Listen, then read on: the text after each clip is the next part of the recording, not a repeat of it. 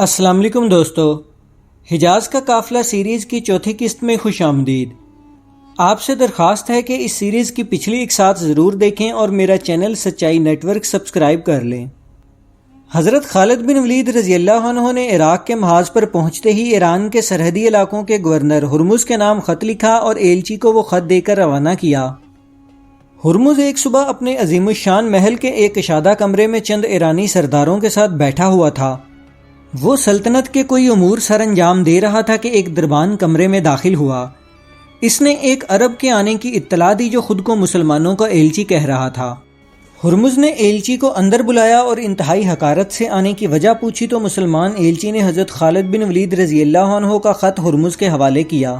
حضرت خالد بن ولید رضی اللہ عنہ نے ہرمز کو لکھا تھا، اگر تمہیں امن اور سلامتی کی خواہش ہے تو اسلام قبول کر لو، اگر اسلام قبول نہیں کرنا تو ہمیں جزیہ دو جس کے بدلے ہم تمہاری حفاظت کریں گے، اگر تمہیں یہ بھی منظور نہیں تو جنگ کے لیے تیار ہو جاؤ، میں تمہارے مقابلے پر ایسے لوگوں کو لے کر آ رہا ہوں جو موت کو اتنا ہی عزیز رکھتے ہیں جتنا تم زندگی کو۔ ہرمز حضرت خالد بن ولید کا یہ خط پڑھ کر انتہائی غضبناک ہو گیا کہ عرب کے ان بھوکے ننگے بدوؤں کی اتنی جرأت کہ وہ سلطنت فارس کو دھمکی دیں۔ ہرمز اور اس کے سلاروں کا یہ خیال تھا کہ مسلمان سرحد کی چند بستیوں میں لوٹ مار کر کے واپس چلے جائیں گے اور کبھی بھی کسرہ فارس سے ٹکر لینے کی جرأت نہیں کریں گے، مگر حضرت خالد بن ولید رضی اللہ عنہ صرف 18,000 مجاہدین کے ساتھ دنیا کی اس عظیم طاقت کو للکار رہے تھے جس کا اقتدار ایران، عراق، وسطی ایشیا اور بحیرہ عرب سے لے کر ہندوستان تک پھیلا ہوا تھا۔ ان کے لیے یہ ناقابل قبول تھا کہ وہ عرب جو کل تک ان کے باجگزار اور غلام تھے آج ان کے سامنے کھڑے ہو جائیں۔ ہرمز نے حضرت خالد بن ولید کے ایلچی کی طرف دیکھتے ہوئے غصے سے کہا، تمہارے سپہ سالار نے یہ لکھا ہے کہ ہم جس قدر زندگی سے محبت کرتے ہیں اسی قدر مسلمانوں کو موت سے عشق ہے۔ اسے ہماری طرف سے پیغام دے دو کہ اگر اس کے سپاہی مرنا چاہتے ہیں تو ہم انہیں مایوس نہیں کریں گے اور ہم بے چینی سے اس کا انتظار کر رہے ہیں۔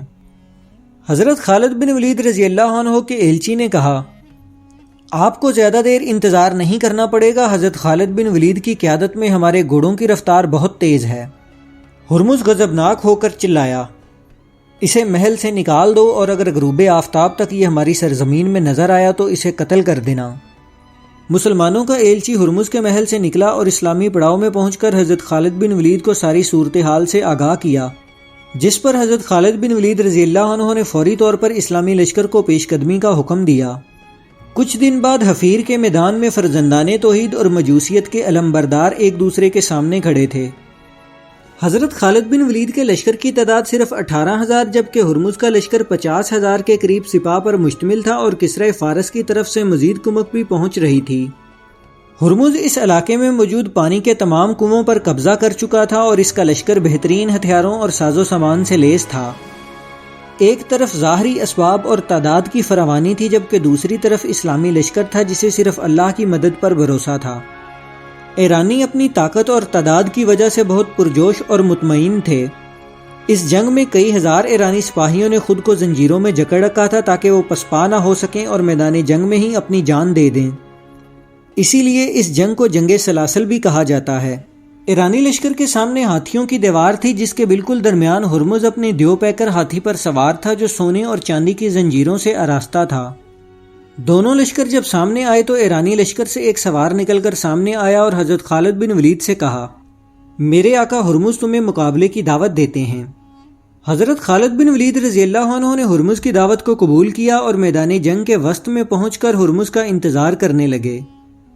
حضرت کاکا جو اسلامی لشکر کے بائیں بازو کی کمان کر رہے تھے انہوں نے حضرت خالد بن ولید سے اس خدشے کا اظہار کیا کہ اس میں کوئی چال بھی ہو سکتی ہے، جس پر حضرت خالد بن ولید اور حضرت کاکا بہت محتاط ہو گئے۔ ہرمز کا ہاتھی حضرت خالد بن ولید سے چند قدم دور آ کر رکا اور ہرمز ہاتھی سے اترا تو وہ سر سے لے کر پاؤں تک لوہے کے لباس میں غرق تھا۔ حضرت خالد بن ولید اور ہرمز مقابلے کے لیے آئے تو حضرت کاکا کی عقابی نگاہیں گرد و پیش اور ایرانی لشکر کی نقل و حرکت کا جائزہ لے رہی تھیں۔ ہرمز اور حضرت خالد تلوار نکال کر مقابلے کے لیے بڑھے تو ہرمز نے آہستہ آہستہ پیچھے ہٹنا شروع کر دیا۔ حضرت خالد بن ولید رضی اللہ عنہ ہرمز کی نسبت اپنے لشکر سے زیادہ دور آ چکے تھے، تاہم انہوں نے رکنا گوارا نہ کیا اور ہرمز پر حملہ کر دیا۔ اچانک ایرانی لشکر سے سواروں کا ایک دستہ پوری رفتار سے آگے بڑھا اور ہرمز نے مزید پیچھے ہٹنا شروع کر دیا۔ اس کا منصوبہ یہ تھا کہ حضرت خالد بن ولید کو دھوکے سے قتل کر دے جس سے اسلامی لشکر کے حوصلے پست ہو جائیں۔ حضرت کاکا جو اس خدشے کے پیش نظر پہلے سے تیار تھے وہ چند جانبازوں کے ساتھ فوری آگے بڑھے تاکہ حضرت خالد بن ولید کی مدد کو پہنچ سکیں۔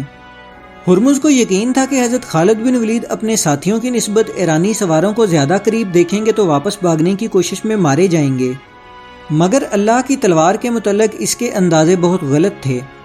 حضرت خالد بن ولید رضی اللہ عنہ نے پیچھے ہٹنے کی بجائے اللہ اکبر کا نعرہ بلند کیا اور پلک جھپکنے میں ہرمز کے سر پر جا پہنچے۔ ہرمز نے بھاگنے کی کوشش کی مگر حضرت خالد بن ولید نے تلوار کا اس قدر زوردار وار کیا جو ہرمز کے آہنی خود اور ذرا کو چیرتا ہوا نکل گیا۔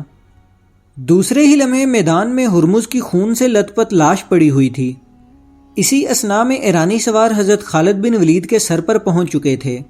حضرت خالد بن ولید نے آگے بڑھ کر ایرانی سواروں پر حملہ کر دیا اور پلک جھپکنے میں 2 سواروں کو موت کے گھاٹ اتار دیا، جس پر باقی سواروں نے محتاط ہو کر حضرت خالد بن ولید کے گرد گھیرا ڈالنے کی کوشش کی مگر تب تک حضرت کاکا اور ان کے جانباز پہنچ چکے تھے، جنہوں نے ایک ہی حملے میں 10 سے زیادہ ایرانی سواروں کو ڈھیر کر دیا اور باقی فرار ہو گئے۔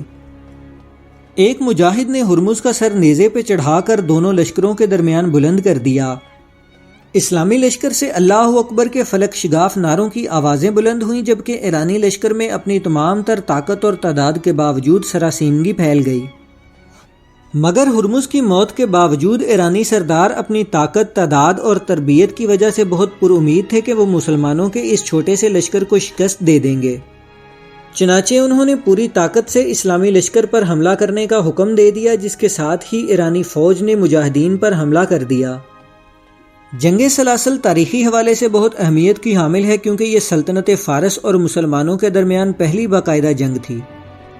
اگر اس جنگ کا نتیجہ مسلمانوں کے خلاف آتا تو نہ صرف بحرین بلکہ عراق کے گرد و نواح سے بھی اسلام کا خاتمہ ہو جاتا اور ایرانی لشکر مدینہ کی دیواروں تک مسلمانوں کا پیچھا کرتا، کیونکہ مسلمان نبی پاک صلی اللہ علیہ وسلم کے وصال کے بعد حال ہی میں فتنہ ارتداد کی مہم سے نپٹنے میں کامیاب ہوئے تھے اور نبوت کے کئی جھوٹے دعوے داروں اور ان کے پیروکاروں کو شکست دی تھی۔ اسلامی لشکر کی شکست کی صورت میں عرب میں موجود ان تمام فتنوں کے دوبارہ سر اٹھانے کا خدشہ بھی موجود تھا جنہیں اس بار سلطنت فارس کی حمایت بھی حاصل ہوتی۔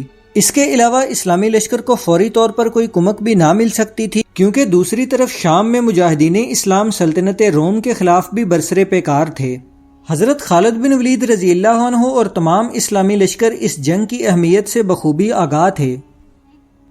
جنگ سلاسل کے حالات اور نتیجہ کی تفصیل انشاءاللہ 5ویں قسط میں بیان کی جائے گی۔ آپ سے ایک دفعہ پھر درخواست ہے کہ میرا چینل سچائی نیٹ ورک سبسکرائب کر لیں اور اس سیریز کی پچھلی 1 ساتھ ضرور دیکھیں۔